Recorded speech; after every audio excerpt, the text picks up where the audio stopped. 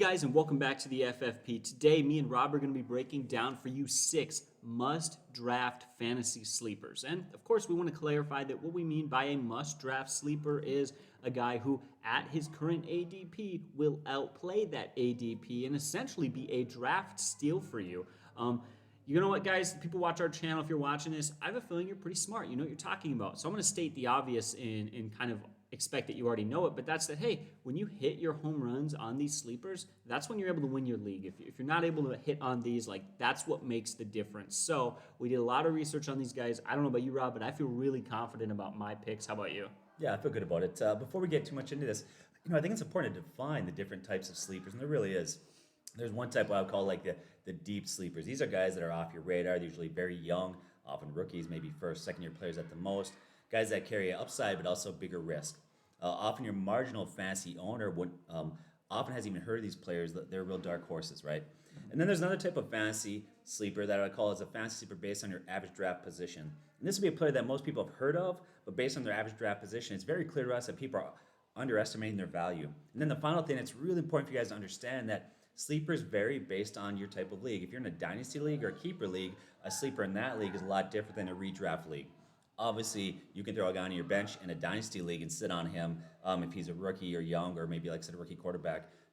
Looking forward 2-3 years in redraft leagues, obviously you're considering the here and now. So once again, just important to consider different types of sleepers that we have. So yeah, absolutely. It's funny what really defines a guy as a sleeper. We typically think of a young player, low on the depth chart, but he's got talent and he could break out. But, and I think you're going to talk about one of these guys here. I don't know which player it is for you, but I know you mentioned the other day. One of them is just simply that people are just not looking his way. He might not have the most upside, but man, there's a lot of safety and predictability there, and he's just simply being undervalued straight up.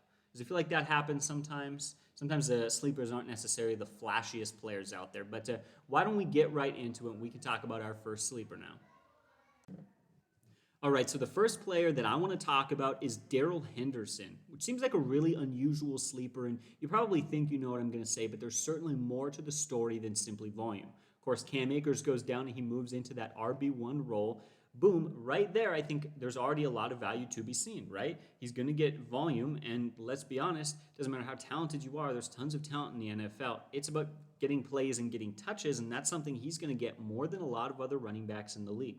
This is a team that has one of, if not the best defense in the NFL, and they have a coach who has shown in Sean McVay that they can produce points and they can be a good offense. So this could very well be a run-heavy, productive, touchdown sort of position for Darrell Henderson, who, by the way, is being taken as the running back 42 or 116th overall. That is a very late pick for a guy who will likely finish as an RB2 in your scoring or in your league. So let's break down some of the numbers, though, because it's not just about volume. The volume will be there, right? The Rams lose Cam Akers for a whole season. They also lost Malcolm Brown in the offseason, who signed with the Dolphins. So the two other backs that were competing with him are now gone. This is really his position for the taking. So if he's got the talent, he's going to get the volume. And I'd argue that he does have the talent. Let's break down some numbers. Last season, I looked at 6 games that I thought were important because either Cam Akers was injured or he was coming back but wasn't fully healthy, so they limited his touches in those games. And because Akers was limited or out, Darrell Henderson saw volume. And in those games, 6 of those games, 5 of those 6, he was top 24 in RB scoring, and in 3 of those 6, he was top 12. That means he was hitting as an RB1 in 50% of those games. I'm not going to say he's going to do that for 8 straight games this season, but it shows his upside and what can happen in the right matchup, in the right situation.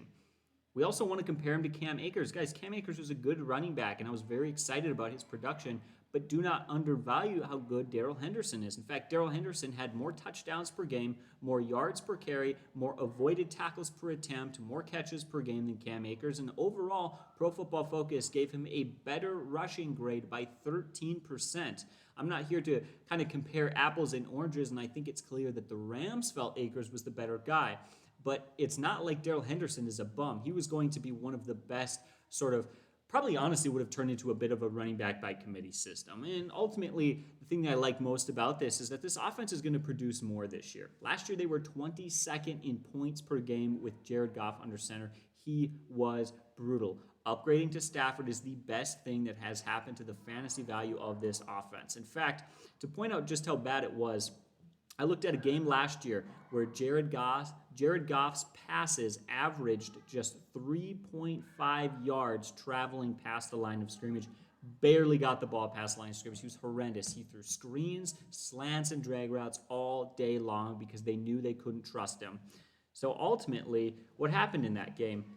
Well, somehow he manages to throw for 351 yards off the backs of the insane 253 yards after catch that his receivers averaged. That was the second most yards after catch a receiving group has averaged. Sean McVay has got some great weapons in the passing game, an upgrade at quarterback, a good offensive line, and they've shown that even under a bad quarterback play, they can make it work. They're creative and they're going to produce. I have a feeling, they're probably going to be top 12 in points per game this year again, or top 10 or top 6 like they were. And that's going to mean a lot of red zone touches for Darrell Henderson, who will be getting all of those touches. So, Rob, do you have anything to add to that? No, every time we talk about this, it's bittersweet because I have Cam Akers in a keeper league and a dynasty league. I was kind of hoping he might have a breakout year, but no, I feel confident. You look at where he's taken right now, that puts him at an RB4 for a guy that's a starting running back in the NFL. Obviously, that number's got to change between now and the start of the season.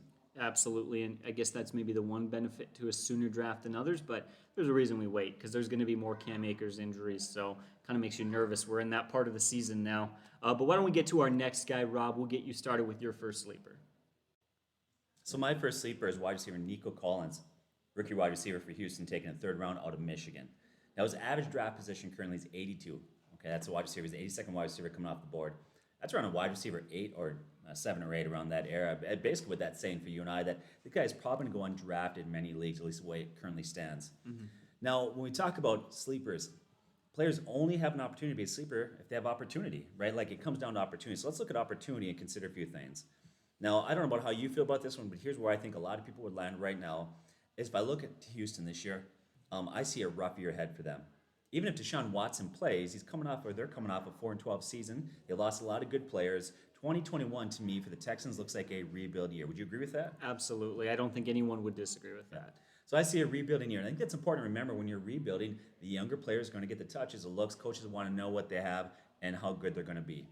Also, look, who's he competing against for targets? Will Fuller's gone. That leaves Brandon Cooks, who, is obviously the number one there, and that's okay. I mean, you expect that, and probably wouldn't want to be the number one anyways. That's a lot of pressure for a rookie. Mm-hmm. So Brandon Cooks is going to get a lot of those targets. You got Kiki QT, who's a decent wide receiver, but he's smaller.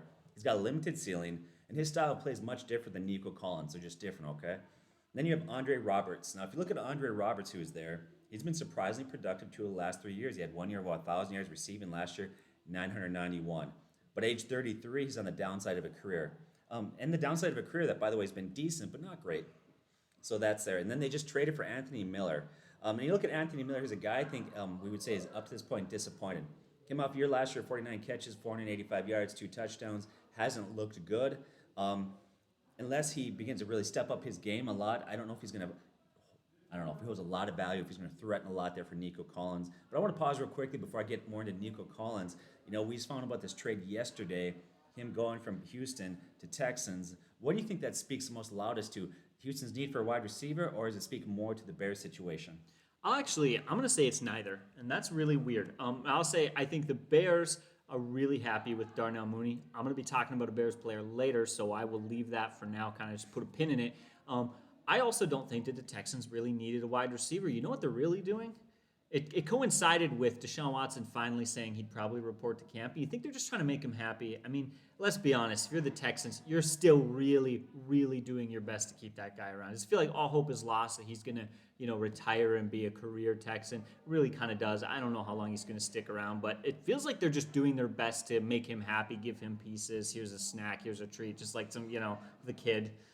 That's what it feels like to me. Yeah, see, for me, I feel like it speaks a lot more to the Bears situation. I believe that this shows the confidence they have for Mooney there. I think that's huge. I think he's a guy who his stock value just took a huge bump upwards. So that's what I feel like anyways. But let's continue on. Looking at targets and opportunity. That defense last year was horrible. Gave up 29 points per game. And I don't think there's any reason to believe they're going to take a significant jump forward. They're going to finish in the bottom third of the league defensively, meaning a lot of passing attempts because they'll be playing from behind often and give those receivers a lot of targets. That's how I feel about their defense. Would you agree with that? Bottom That's third? exactly what it is. I mean, you look at their offseason moves, they did not do anything big enough to expect a massive change. And so it's going to be a lot like it was last year. Yeah, I agree. Here's another reason why you should like Collins, his size. Now, size alone doesn't make a great wide receiver. It doesn't. But if you want to be a complete package in the NFL, a wide receiver anyways, you need two things, really. I mean, you need a lot of things, but two things jump out. One, speed and size. It's important to have both. Well, he's got the size, 6'4", 215. That's a big frame right there. Not only is he a big guy at 6'4", 215, but he can actually put a little bit of weight on there and not get too bulky and compromise speed. Once again, I love that 6'4" size.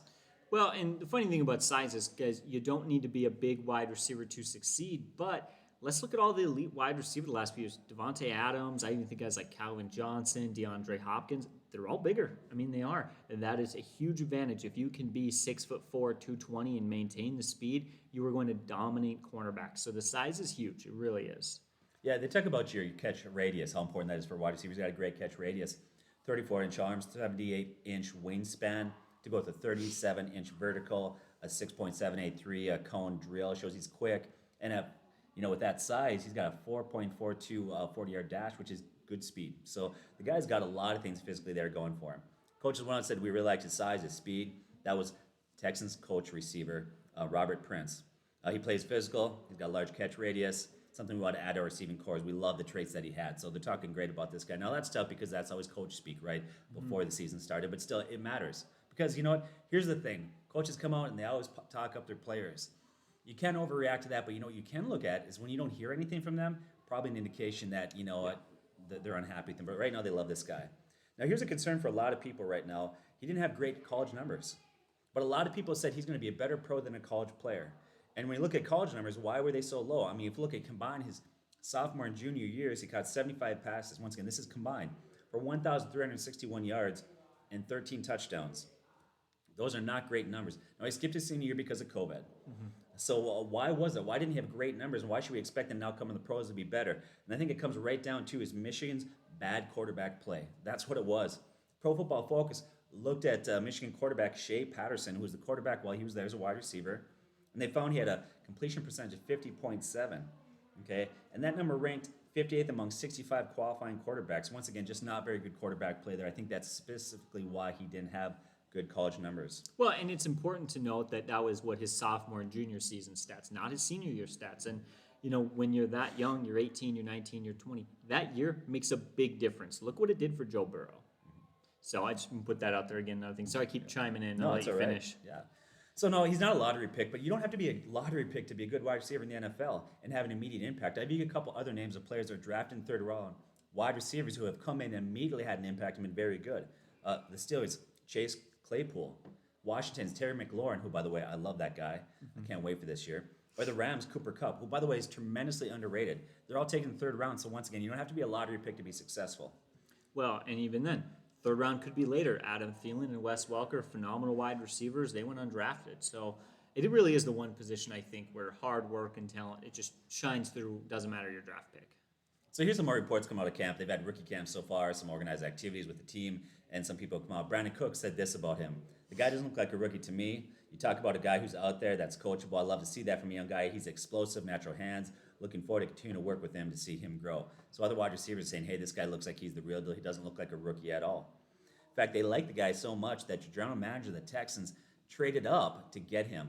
And that's important to remember. They traded up and gave up a couple draft picks because they didn't have any draft picks in the first or second round. Their first draft picks were the third round where they took him. And so they moved up to grab this guy. They went on to talk about that he's done a great job learning the offense, making the transition. It's a different game from college to pro, especially for a guy who didn't play his senior year. But he's done a great job. He's in great shape. He's learned the offense. He's been impressive. He also shed some weight from his, back when he played sophomore year. He trimmed down a little bit. He also had a great college Senior Bowl there. So many things that are working for him. They're saying the way that he plays, his body, his physicality, he can box out smaller cornerbacks. Once again, we just love that.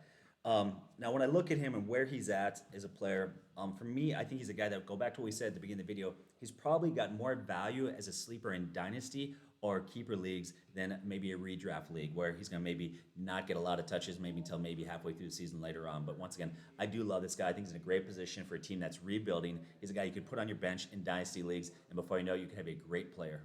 Yeah, exactly. Love that guy, Nico Collins. Tons of talent, huge potential. this is a situation. Know your sleeper. He's not just a sleeper. He's a specific type of sleeper. But let's get to our next guy.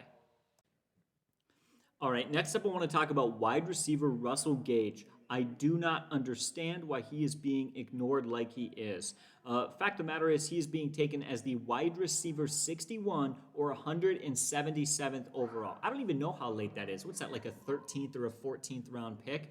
You could be in a 10-team league with a shallow bench and he won't even be taken, which is crazy to me. And in the leagues where he is being taken, he's being taken as essentially a wide receiver 5 or a wide receiver 6. He's going really far down.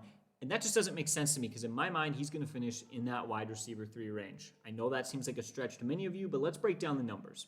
For one, last year, he was the wide receiver 37 in fantasy scoring. So you're already devaluing him by half of what you did last year. And I'll be honest, I don't see a reason why. Julio Jones and Calvin Ridley were both in that offense last year, and they were very productive. So, essentially, he was the wide receiver 3 last year. With Julio Jones gone, he now moves up to the wide receiver 2, and we'll see an increase in volume. That being said, he didn't have a bad year last year. It's not like he finished with 400 or 500 yards. He actually got up there, and he almost got into that 1,000-yard range, which is insane for a guy who is not even a wide receiver 2 to do. In fact, there are a lot of teams that can barely get one receiver to do that.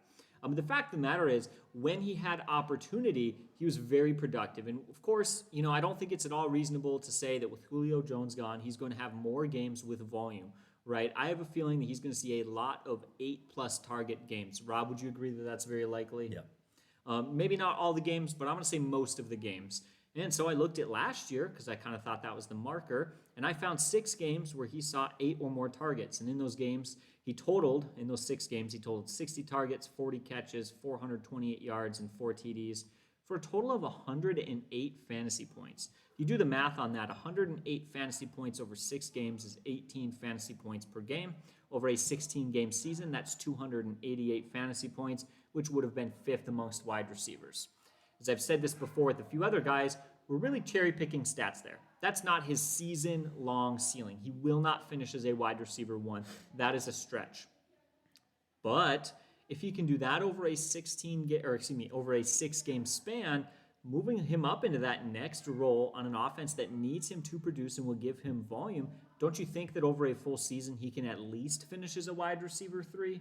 Does that not make sense to you? Again, it's so funny. You look at it. He did have a low average depth of target, yards per target, and yards per catch, but he saw 372 snaps in the slot. And that's why his catches were so high for his role. He wasn't running deep routes, but he's a dependable guy with very good hands. Again, 72 catches last year. There were a lot of receivers that we get very excited about, like A.J. Brown, who finished right around him in catches. So again, especially in PPR leagues, he stands out to me even more.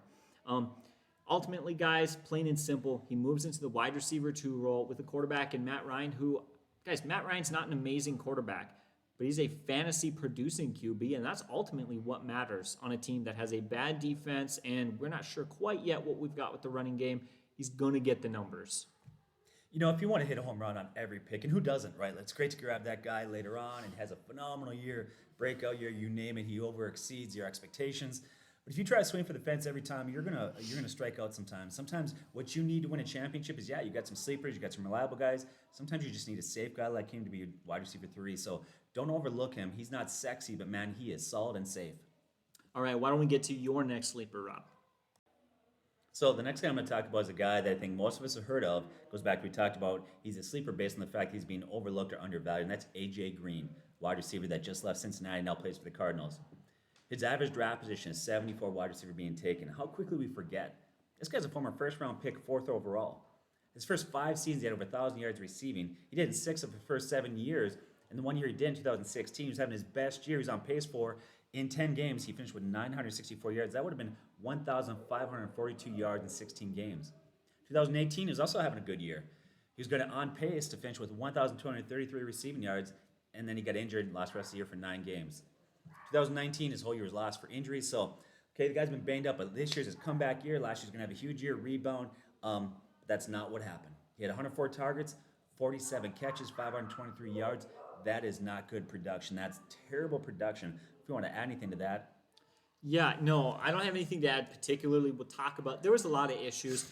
the thing you got to understand is Joe Burrow struggled, the offensive line struggled, their coach Zach Taylor had terrible play calling. They actually had the most drops among all receiving groups in the NFL. Like, you can look at AJ Green and see, wow, he kind of stunk last year, and he did.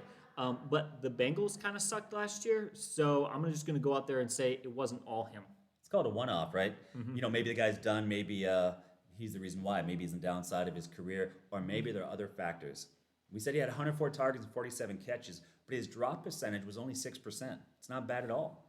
At age 32, he's still young enough to have productive years. Larry Fitzgerald last year was 37 and did just fine.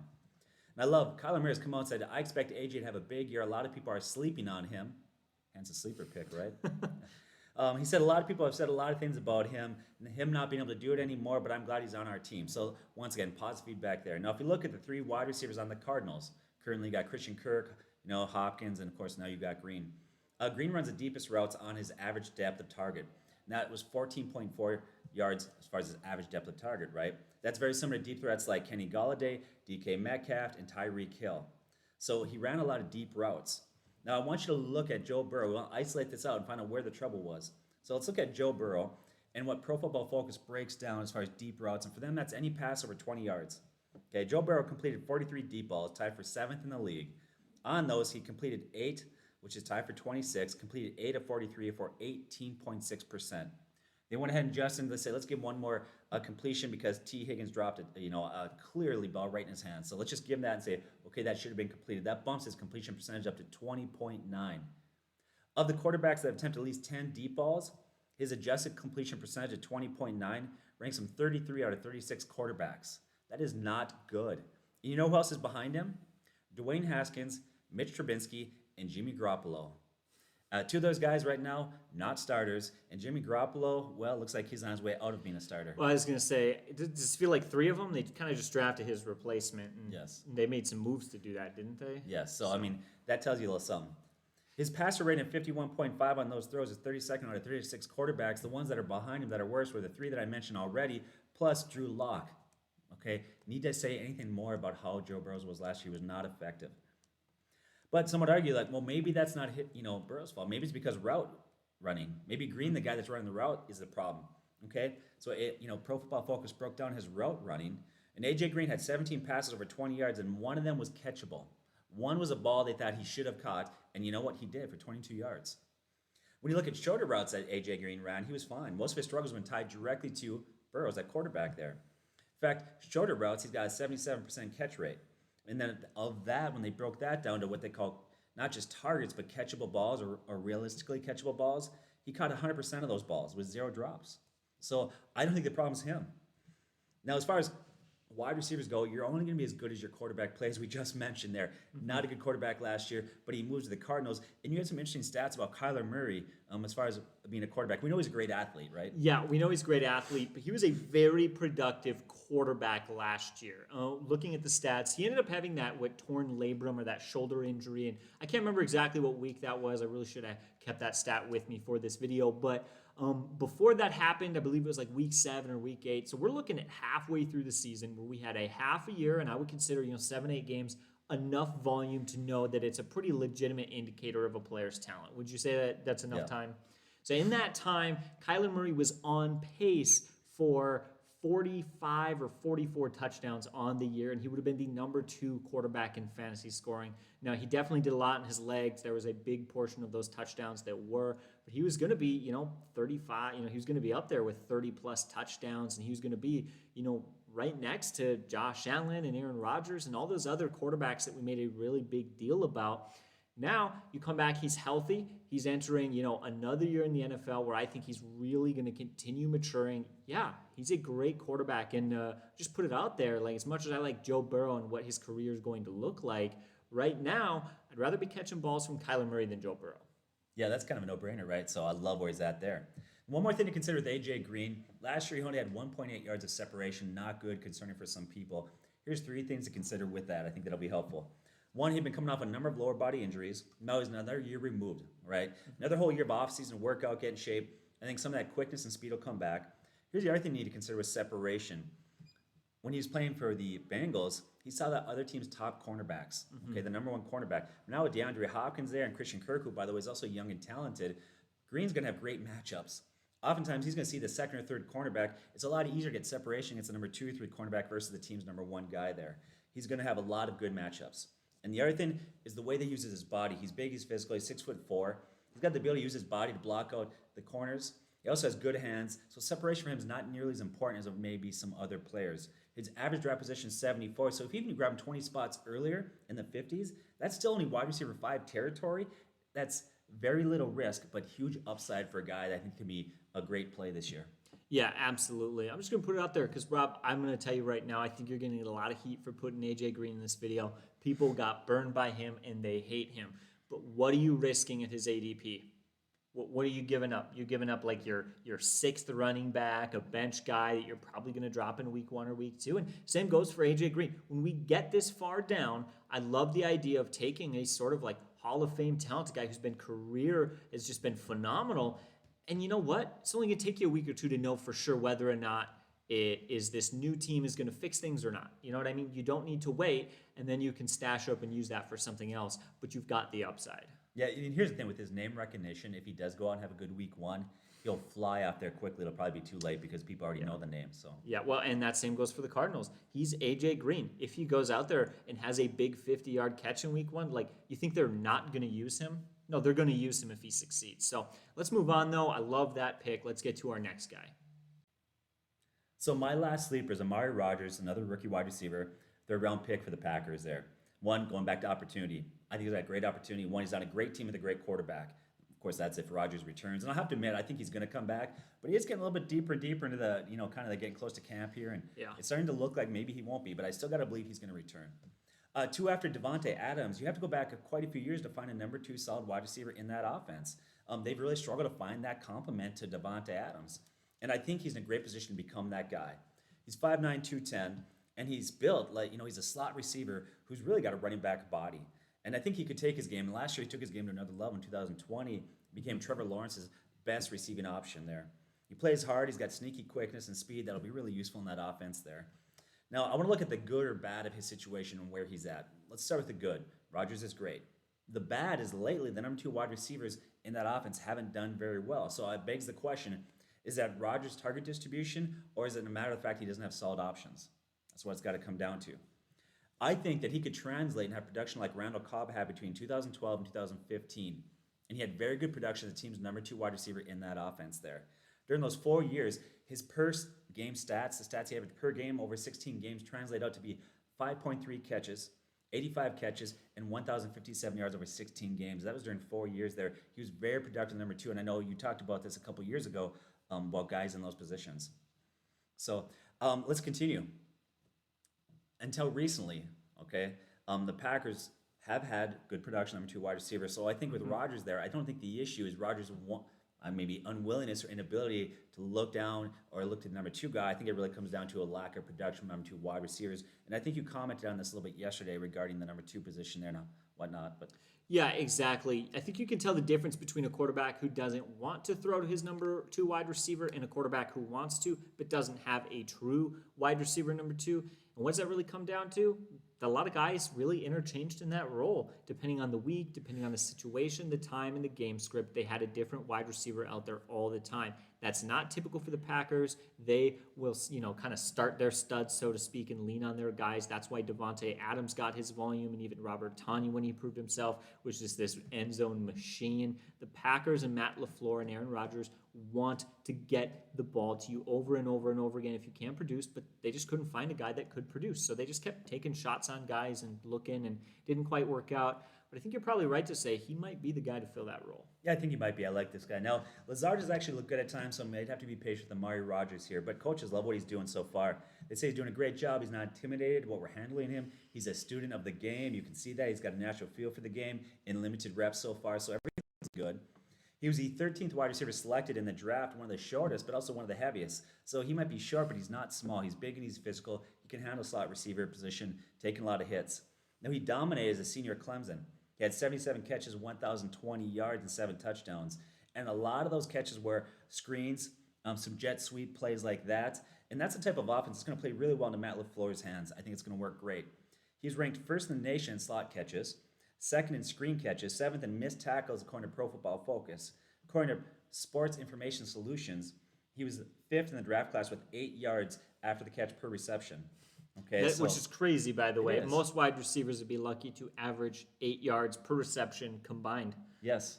So there's a lot of things that are trending in the right direction for this guy. I think they might have found the number 2 guy there. I do think he's a guy that probably holds a little more value in PPR leagues. He's a guy that's going to probably have less yards per catch just because if you're in the slot and, his average depth of throw is going to be a little bit shorter. But I like this guy. Well, and, maybe the last thing that I'll say is I don't necessarily think you're going to have to wait 2, 3, 4 seasons to see his potential come out. If he's talented, he's going to really start to show it this year, at least in the second half of the season, right? But we love what the Packers is they love their homegrown guys. They are going to stick with you, and they're going to grow you, and they're going to develop you for years, right? I mean, that's just what they're going to do. So if he does fit into this role well, you could have a keeper in a dynasty league or a keeper in a keeper league where he is for a phenomenal offense. If they keep Rodgers in that team and everything's going well, you could have next 5 years of just stud wide receiver play. So I do love that upside in the long term.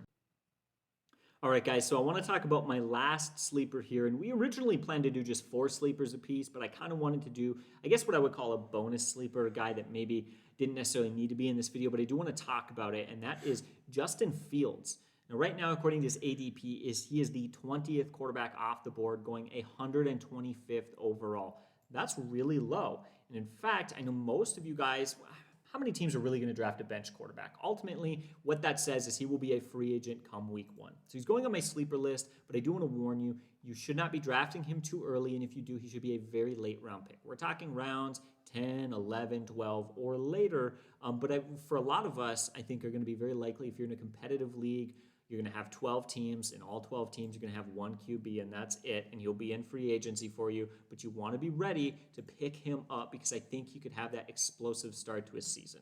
For one, quarterbacks are succeeding more and faster in the NFL than they ever have before. Look at what Justin Herbert did last year. He wasn't even supposed to be the starter, and he exploded from week 1 on. It felt like he was a lock for 3 touchdowns every single week. So yeah, in the right situation with the right talent, it can happen.